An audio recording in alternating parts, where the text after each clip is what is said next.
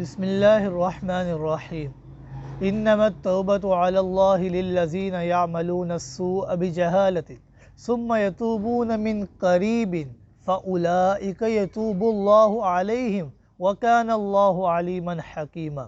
صدق اللہ العظیم۔ ہر انسان اس دنیا میں جو بھی آئے گا اس سے گناہ ہو کر ہی رہنے۔ انسان تو خطاؤں کا پتلا ہے، لیکن انسان کہلانے کا حقدار وہی ہوگا کہ اگر انسان سے گناہ ہو جائے تو وہ اس گناہ کے اوپر اصرار نہ کرے، اس گناہ کے اوپر مداومت نہ کرے، بلکہ اپنے اس گناہ کو گناہ سمجھ کر اپنے رب کے حضور سجدہ ریز ہو کر اپنے رب سے اپنے اس گناہوں کی معافیہ مانگے۔ کیونکہ توبہ جس طرح اس دنیا کے اندر ہر چیز کا ایک وقت متعین ہے، توبہ کا بھی وقت متعین ہے۔ حضرت عبداللہ ابن عمر رضی اللہ تعالیٰ فرماتے ہیں کہ میں نے نبی کریم صلی اللہ علیہ وآلہ وسلم کو یہ فرماتے ہوئے سنا کہ توبہ کا وقت کیا ہے۔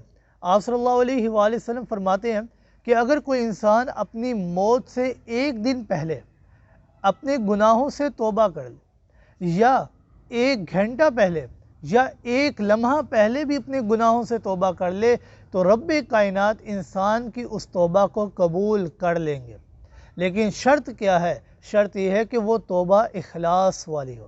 یا ایہا الذین آمنوا توبوا الی اللہ توبۃ نصوحا، خالص اور سچی توبہ کرے۔ حکیم الامت حضرت مولانا اشرف علی تھانوی رحمہ اللہ کا توبہ کے وقت کے متعلق ایک بہت ہی بڑا پیارا قول ہے۔ وہ بیان کرتے ہیں کہ انسان کی موت سے پہلے انسان کے اوپر دو حالتیں آتی ہیں۔ وہ کہتے ہیں کہ ایک حالت یاس لفظ یا کے ساتھ، اور ایک حالت ہے حالت باس لفظ با کے ساتھ۔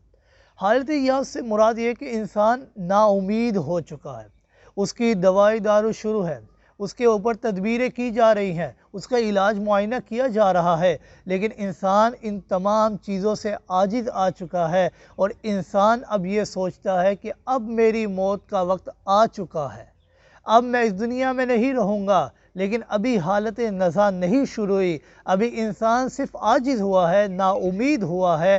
اگر اس حالت کے اندر بھی انسان توبہ کر لے تو رب کائنات انسان کی توبہ کو قبول کر لیں گے۔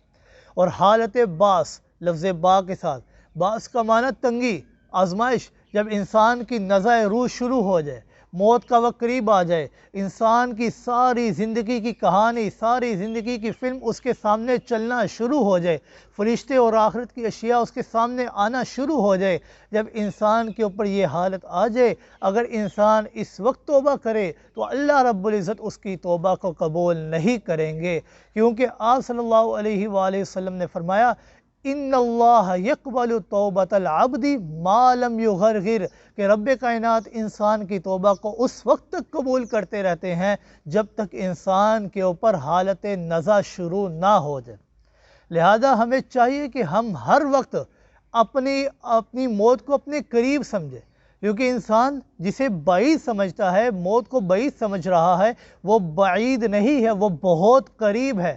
ہمیں کیا پتا اگلے سیکنڈ ہمیں موت آ جائے۔ لہذا ہمیں چاہیے ہر لمحے کو، ہر گھڑی کو، ہر وقت کو اپنی موت کا وقت سمجھ کر دل کے اندر خوف خدا رکھ کر اپنے رب سے ہر وقت معافی مانگتے رہیں۔